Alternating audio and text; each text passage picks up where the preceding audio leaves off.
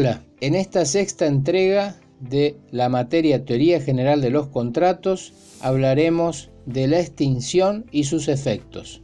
Como concepto general podemos decir que en algún momento el contrato está destinado a extinguirse, sea por agotamiento de su objeto, lo cual implica el cumplimiento, o sea por otras causas, como las que vamos a ver brevemente hoy, que se refieren a la rescisión, a la resolución, a la revocación y a la renuncia. Son distintas causales o modos de extinción del contrato, pero la importancia radica en cuáles son sus presupuestos de procedencia y cuáles los efectos que dichas causales conllevan. Así tenemos en primer lugar a la rescisión. Esta puede ser bilateral o unilateral.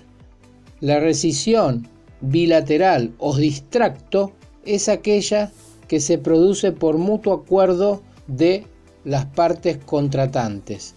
Es decir, así como hubo consentimiento para hacer nacer el contrato, también se produce por acuerdo de las partes la decisión de extinguir el mismo. Rige acá plenamente el principio de autonomía de la voluntad de las partes.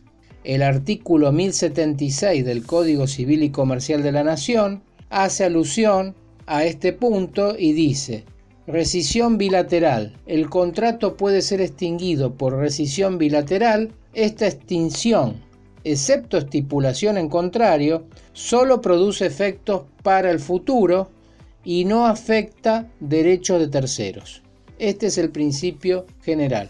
Los efectos son para futuro y no retroactivo y en ningún caso pueden perjudicar el derecho de terceros.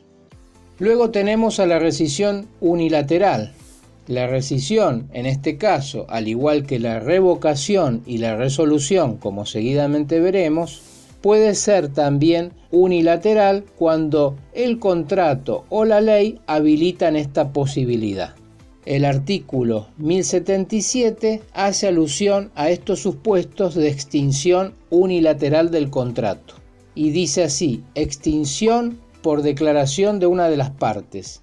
El contrato puede ser extinguido total o parcialmente por la declaración de una de las partes mediante rescisión unilateral, revocación o resolución, en los casos en que el mismo contrato o la ley le atribuye esta facultad.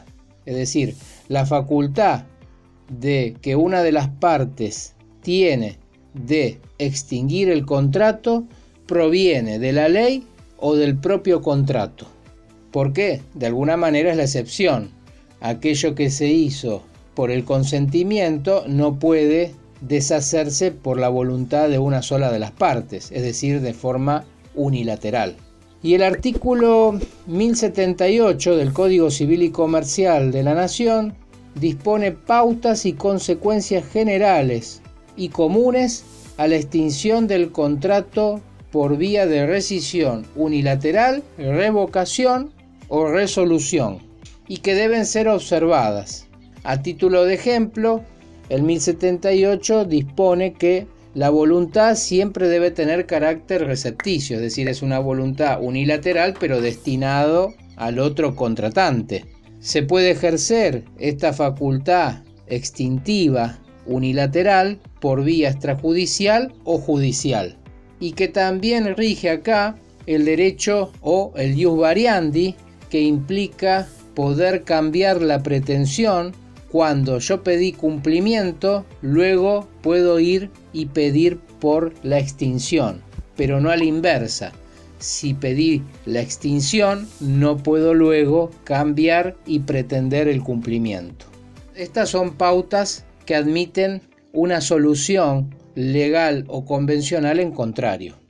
Tanto la rescisión y la revocación operan hacia el futuro, es decir, tiene efecto ex nunc, para futuro. Esto surge del artículo 1079, inciso A. No tiene carácter retroactivo y deja subsistentes en los contratos de ejecución continuada o de tracto sucesivo los efectos cumplidos desde el inicio de la relación del contrato y hasta la fecha en que se invoca la causal de rescisión, salvo disposición legal en contrario. La rescisión unilateral puede ser, a su vez, o se puede subclasificar en causada o incausada. Es causada, por ejemplo, cuando está arreglado en el contrato y unilateralmente yo puedo rescindir el mismo, pero debe cumplirse alguna causal estipulada. Por ejemplo, en un contrato de concesión, que el concesionario no venda un mínimo de unidades o de productos mensuales, lo cual faculta, en el ejemplo, al concedente a poder rescindir unilateralmente el contrato. En cambio, será incausada cuando el derecho rescisorio unilateral lo es sin necesidad de expresión de causa alguna. Ejemplo de este último lo tenemos en el artículo 1183 respecto del contrato de servicio, en el 1261 respecto del suministro y en el 1522 respecto del contrato de franquicia. No obstante, si bien es incausada, no puede ejercerse de manera intempestiva, porque esto implicaría un abuso del derecho. Supone siempre preaviso bajo pena de tener que indemnizar los daños y perjuicios que una actitud intempestiva pudiere provocar.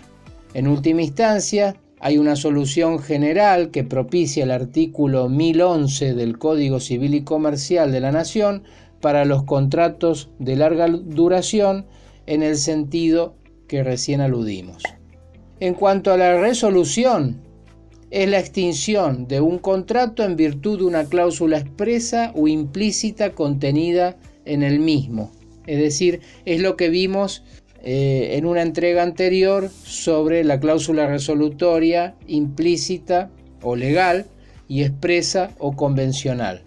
Opera por voluntad de una de las partes, pero en circunstancias previstas por la ley o en el propio contrato, y por una declaración de carácter recepticio de una de las partes que tiene efectos retroactivos, es decir, ex tunc, en este caso es retroactivo, con lo cual debe restituirse lo recibido en virtud del contrato, más el pago de daños y perjuicios correspondientes.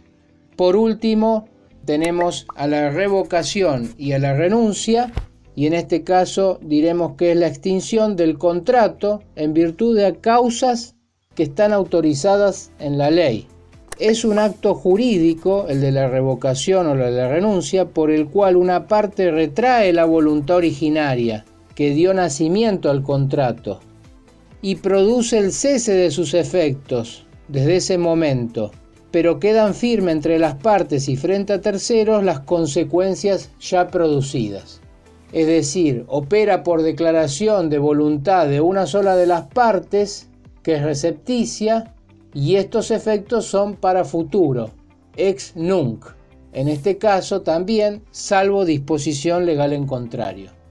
Debe fundarse siempre en causas legalmente dispuestas en la ley y en general operan actos jurídicos unilaterales gratuitos como el testamento o en los contratos unilaterales gratuitos o bilaterales de confianza como la donación y el mandato. Bueno, hasta aquí hemos llegado. Desde ya agradezco la atención y será hasta la próxima entrega. Muchas gracias.